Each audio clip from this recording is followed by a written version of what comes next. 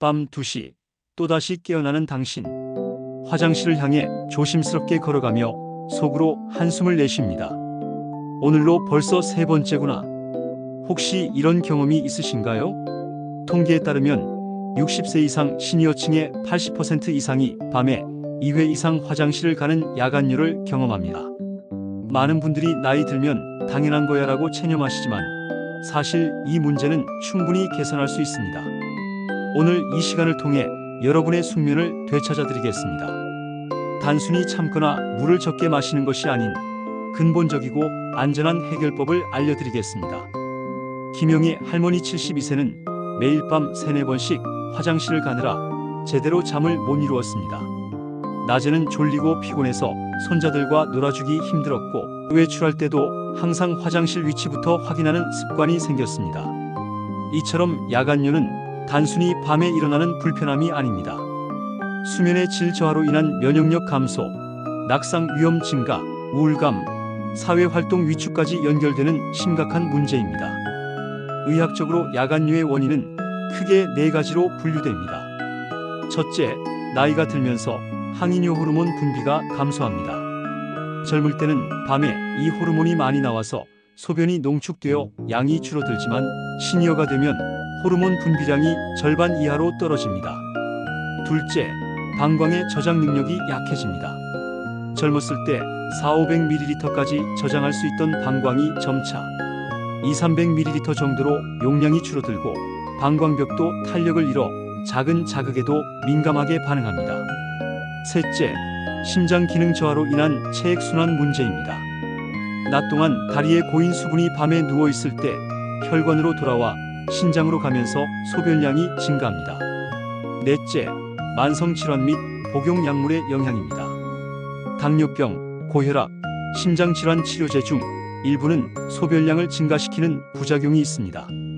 우리 몸은 원래 밤에는 소변을 적게 만들도록 설계되어 있습니다. 이 자연스러운 리듬을 회복하는 것이 가장 중요합니다. 먼저 수면 마이너스 각성 주기를 일정하게 만들어야 합니다. 매일 같은 시간에 잠자리에 들고 같은 시간에 일어나는 것부터 시작합니다. 불규칙한 수면 패턴은 호르몬 분비를 더욱 혼란스럽게 만듭니다. 햇빛 노출도 중요합니다. 아침에 30분 이상 햇빛을 쬐면 멜라토닌 분비가 정상화되어 밤에 깊은 잠을 잘 수 있게 됩니다. 깊은 잠을 자야 항이뇨 호르몬도 제대로 분비됩니다. 방광은 근육으로 이루어져 있어 훈련을 통해 기능을 개선할 수 있습니다. 방광 훈련의 핵심은 점진적으로 소변을 참는 시간을 늘려가는 것입니다. 처음에는 소변이 마려운 순간부터 5분을 참아보세요. 일주일 후에는 10분, 그 다음 주에는 15분씩 늘려갑니다. 최종 목표는 3-4시간 간격으로 소변을 보는 것입니다. 참는 동안에는 깊은 복식 호흡을 하거나 다른 일에 집중하세요. 골반 저근육 운동도 함께하면 효과가 더욱 좋습니다. 1단계 수분 섭취 패턴 조절. 많은 분들이 물을 아예 안 마시거나 극단적으로 줄이려고 하는데 이는 오히려 역효과를 낳습니다. 수분이 부족하면 소변이 농축되어 방광을 더욱 자극하기 때문입니다. 올바른 수분 섭취법은 다음과 같습니다. 하루 필요한 수분량 체중 1kg당 30ml의 70%를 오후 6시 이전에 마시세요. 저녁 6시 이후에는 목이 마를 때만 조금씩 마시고 잠자리에 들기 2시간 전부터는 수분 섭취를 중단합니다. 카페인과 알코올은 이뇨작용을 촉진하므로 오후 2시 이후에는 피하세요. 대신 캐모마일차나 따뜻한 보리차를 마시면 마음도 안정되고 수면에도 도움이 됩니다. 2단계 골반 저근육 강화 운동. 골반 저근육은 방광과 요도를 지지하는 중요한 근육입니다. 이 근육이 약해지면 방광 조절 능력이 떨어집니다. 케겔 운동이 대표적인데 소변을 참을 때 사용하는 근육을 5초간 수축시킨 후 5초간 이완하는 것을 반복합니다. 하루에 3세트, 각 세트마다 10회씩 실시하세요. 운동할 때 주의점은 배나 엉덩이 근육에 힘을 주지 않고 오직 골반 저근육만 사용해야 한다는 것입니다. 처음에는 어려우니까 거울 앞에 서서 항문 주변 근육만 움직이는 연습을 해보세요. 박정수 할아버지 69세는 매일 아침 저녁으로 케겔 운동을 6개월간 꾸준히 했더니 밤에 화장실 가는 횟수가 4, 5회에서 1, 2회로 줄어들었습니다. 3단계 하체 부종 관리. 낮 동안 다리에 고인 수분이 밤에 방광으로 몰리는 것을 방지해야 합니다. 저녁 식사 후 다리를 심장보다 높게 올리고 2~30분간 휴식을 취하세요. 벽에 다리를 대고 누워 있거나 의자에 앉아서 발을 다른 의자에 올려놓는 방법이 좋습니다. 발목 운동도 효과적입니다.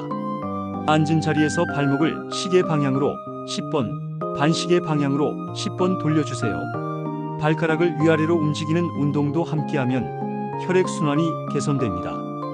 탄력 스타킹을 착용하는 것도 도움이 됩니다. 아침에 일어나자마자 착용하고 저녁까지 신고 있으면 하체 부종을 예방할 수 있습니다. 4단계 수면 환경 최적화. 침실 온도는 18에서 20도로 유지하세요. 너무 덥거나 추우면 숙면을 취하기 어렵고 얕은 잠으로 인해 방광 자극을 더 민감하게 느끼게 됩니다. 침실 조명도 중요합니다. 완전히 어둡게 하되 화장실 가는 길에 넘어지지 않도록 센서 등이나 야간 등을 설치하세요. 밝은 조명에 노출되면 멜라토닌 분비가 억제되어 다시 잠들기 어려워집니다. 침대 높이도 조절해 보세요. 너무 높으면 화장실 갈 때 위험하고 너무 낮으면 일어나기 힘듭니다. 발이 바닥에 완전히 닿는 높이가 적당합니다. 한의학에서는 야간뇨를 신기 부족, 즉 신장 기능 약화로 봅니다. 이를 보완하기 위한 전통적인 방법들이 현대 의학적으로도 효과가 입증되고 있습니다. 족욕이 대표적입니다. 38에서 40도의 따뜻한 물에 발을 15에서 20분간 담그면 하체 혈액순환이 개선되고 신장 기능도 활성화됩니다. 족욕 후에는 발을 충분히 말리고 보온 양말을 신어주세요. 복부 마사지도 효과적입니다. 배꼽 주변을 시계 방향으로 천천히 마사지하면 장 기능이 개선되고 복부 혈액순환도 좋아집니다. 하루에 10분씩 취침 전에 하면 숙면에도 도움이 됩니다. 검은 콩, 검은 깨, 호두 등 검은색 식품은 신장 기능 강화에 도움이 됩니다.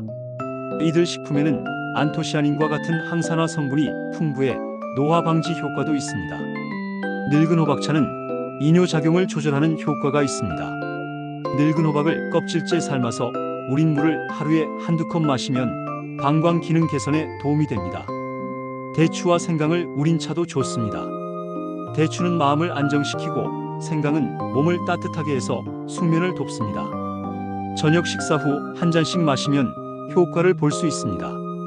사례 1. 이순자 할머니 74세. 이순자 할머니는 당뇨병과 고혈압으로 여러 약을 복용하면서 야간뇨가 심해졌습니다. 밤에 5~6번씩 일어나다 보니 낮에는 늘 피곤했고 외출도 꺼리게 되었습니다. 할머니는 먼저 약물 복용 시간을 조정했습니다. 이뇨제 성분이 있는 혈압약을 저녁 대신 아침에 복용하도록 의사와 상의했습니다. 그리고 매일 오후 3시 이후에는 수분 섭취를 제한하고 저녁에는 다리를 높이 올리고 쉬는 시간을 가졌습니다. 3개월 후 야간뇨 횟수가 2~3회로 줄어들었습니다. 이제 아침에 일어나면 개운해요. 손주들과 나들이도 자주 가게 되었어요 라고 기뻐하셨습니다. 사례 2. 김철수 할아버지 67세. 김철수 할아버지는 전립선 비대증으로 인한 야간뇨로 고생했습니다. 수술은 부담스러워 미루고 있던 상황이었습니다. 할아버지는 케겔 운동과 방광 훈련을 병행했습니다. 처음에는 소변을 5분도 참기 어려웠지만 점차 시간을 늘려가며 이 시간까지 참을 수 있게 되었습니다. 복부 마사지와 족욕도 매일 실시했습니다. 6개월 후 전립선 수치가 개선되었고 야간뇨도 현저히 줄어들었습니다. 수술 없이도 이렇게 좋아질 수 있다니 정말 다행이에요 라고 말씀하셨습니다. 사례 3. 최영희 할머니 71세. 최영희 할머니는 심장질환으로 인해 다리 부종이 심했고 이로 인한 야간뇨 때문에 괴로워했습니다. 할머니는 하체 부종 관리에 집중했습니다. 매일 저녁 다리 올리기 운동을 하고 탄력 스타킹을 착용했습니다. 또한 염분 섭취를 줄이고 칼륨이 풍부한 바나나와 키위를 꾸준히 섭취했습니다. 4개월 후 다리 부종이 현저히 감소했고 야간뇨 횟수도 절반으로 줄어들었습니다. 다리가 가벼워지니까 밤에도 편안하게 잘 수 있어요 라고 만족해 하셨습니다. 적당한 유산소 운동은 심폐 기능을 개선해 체액 순환을 정상화시킵니다. 연구에 따르면 주 3회 이상 30분간의 걷기 운동을 한 시니어들은 야간요 횟수가 평균 30% 감소했습니다. 단, 운동 시간은 저녁 6시 이전으로 제한해야 합니다. 늦은 시간 운동은 교감신경을 자극해 숙면을 방해할 수 있습니다. 수영이나 수중 운동도 효과적입니다. 물의 압력이 하체 순환을 도와주고 관절에 무리를 주지 않아 시니어층에게 적합합니다. 만성 스트레스는 코르티솔 분비를 증가시켜 수면의 질을 떨어뜨립니다. 또한 방광 근육을 예민하게 만들어 야간요를 악화시킵니다. 명상이나 요가 같은 이완요법이 도움이 됩니다. 하루 10에서 15분씩 복식 호흡을 하거나 점진적 근육 이완법을 실시하면 스트레스 호르몬이 감소하고 숙면을 취할 수 있습니다. 취미 활동도 중요합니다. 독서, 그림 그리기, 음악 감상 등 개인이 즐길 수 있는 활동을 통해 정신적 안정을 찾으면 야간요 개선에도 도움이 됩니다. 다음과 같은 증상이 있으면 반드시 전문의 상담을 받아야 합니다. 소변에 피가 섞여 나오거나 소변 볼 때 심한 통증이 있는 경우입니다. 이는 요로 감염이나 방광암의 신호일 수 있습니다. 갑자기 야간요가 급격히 증가하거나 하루에 소변량이 3리터를 넘는 경우도 당뇨병이나 신장 질환을 의심해 볼 수 있습니다. 하체 부종과 함께 숨이 차거나 가슴이 답답한 증상이 있으면 심장 질환의 악화를 나타낼 수 있습니다. 약물 조정의 중요성. 현재 복용 중인 약물이 야간요에 영향을 줄 수 있으므로 자가 치료를 시작하기 전에 반드시 주치의와 상의하세요. 특히 이뇨제, 혈압약, 당뇨약 중 일부는 복용 시간을 조정하는 것만으로도 야간요를 크게 개선할 수 있습니다. 약물 조정은 반드시 의료진의 지도하에 이루어져야 하며 임의로 복용을 중단하거나 시간을 바꾸면 안 됩니다. 야간요 개선을 위해서는 자신의 패턴을 정확히 파악하는 것이 중요합니다. 소변 일지를 작성해 보세요. 매일 물을 마신 시간과 양, 소변을 본 시간과 양, 수면 시간, 기상 시간을 기록합니다. 2주 정도 기록하면 자신만의 패턴을 발견할 수 있습니다. 기록을 통해 어떤 음식이나 활동이 야간요에 영향을 주는지 알 수 있고 개선 효과도 객관적으로 확인할 수 있습니다. 야간요 개선은 단기간에 이루어지지 않습니다. 무리한 목표보다는 점진적인 개선을 목표로 해야 합니다. 첫 한 달은 야간요 횟수를 1회만 줄이는 것을 목표로 하세요. 급격한 변화를 추구하면 오히려 스트레스가 되어 역효과를 낼 수 있습니다. 개선이 더딘다고 포기하지 마세요. 개인차가 있지만 대부분 3에서 6개월 정도 꾸준히 실천하면 의미 있는 변화를 경험할 수 있습니다. 야간요 개선을 위한 노력에는 가족의 이해와 협조가 필요합니다.